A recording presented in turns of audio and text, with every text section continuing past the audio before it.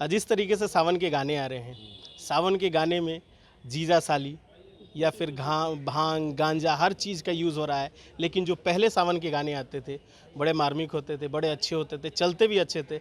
लेकिन आजकल के जो सावन के गाने आ रहे हैं और जिस तरीके के गाने आ रहे हैं, लोगों के माइंड में सेट किया जा रहा है कि भोजपुरी इसी तरह की है। तो आपकी क्या राय होगी जो अब गाने आ रहे हैं सावन को लेकर के? देखिए, सबसे पहले तो गाने वाले दोषी, लेकिन उससे कम दोषी हमारे श्रोता और दर्शक भी नहीं है।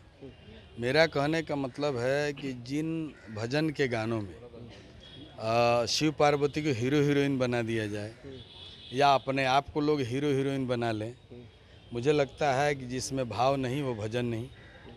और ऐसे गाने जो गा रहे हैं लोग, कहीं ना कहीं से दर्शक उन्हें पसंद कर रहे हैं, जिसकी वजह से ऐसे गायकों का मनोबल बढ़ रहा है।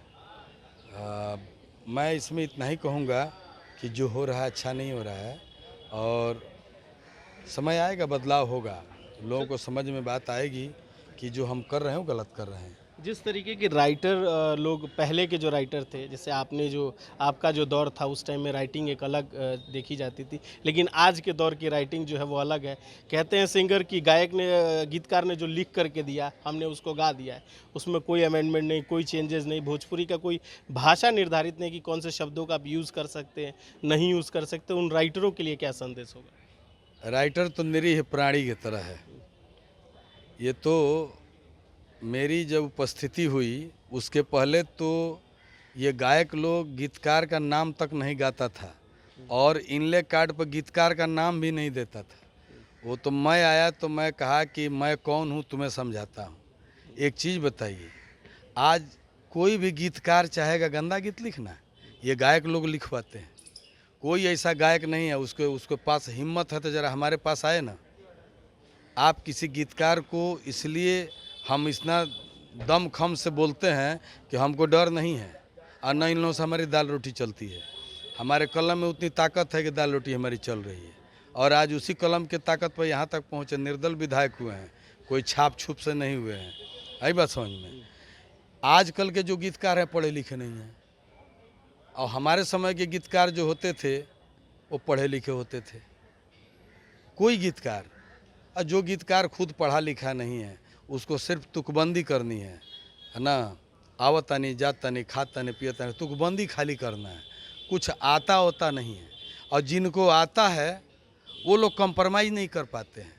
अब मैं राइटर अच्छा हूँ, मैं अच्छा लिखता हूँ, और गायक बोले हमारा बेगवा उठाइए ना, हमारा सब्जी खरीद के लाइए, है हमारा कपड़ा तन खींच दीजिए, सब कराता है गायक।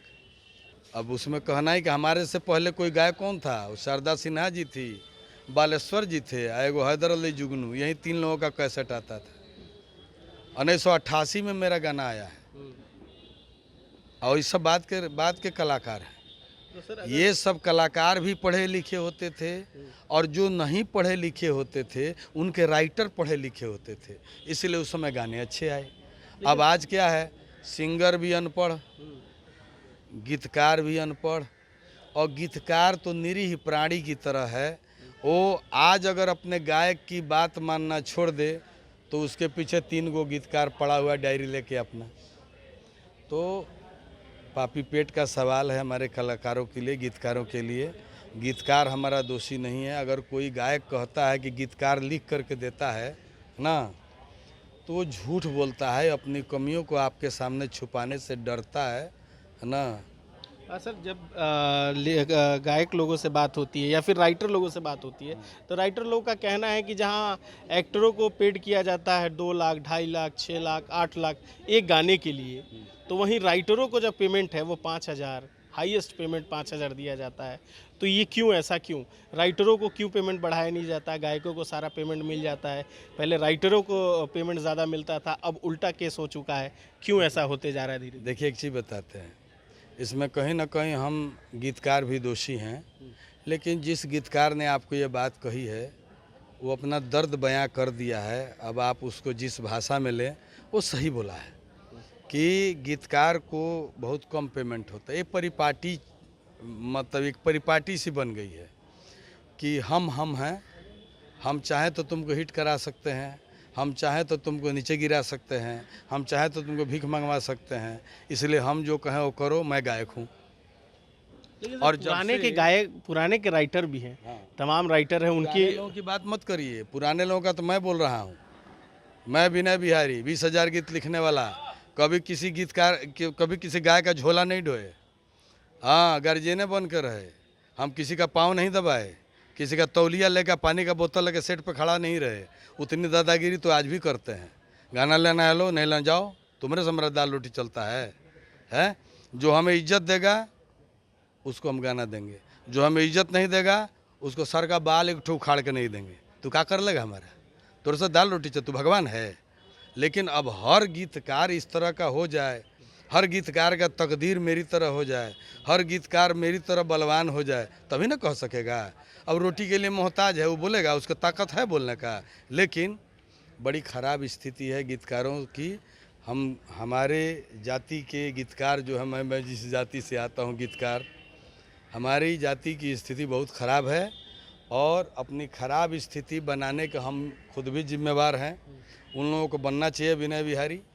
आज किसी की हिम्मत नहीं है, हैसियत नहीं है विनय बिहारी को आँख उठा के देख ले और कहे जो तौलिया ले आओ, पानी ले आओ, आते हमारा पेटी उठा दे, बक्सा उठा दे। हिम्मत है किसी को? न वैसा हम करते हैं और न किसी को हिम्मत है। हम खुदे को अपने को कुत्ता बना लेंगे तो कोई क्या करेगा? चुचू चुचू करबे करेगा।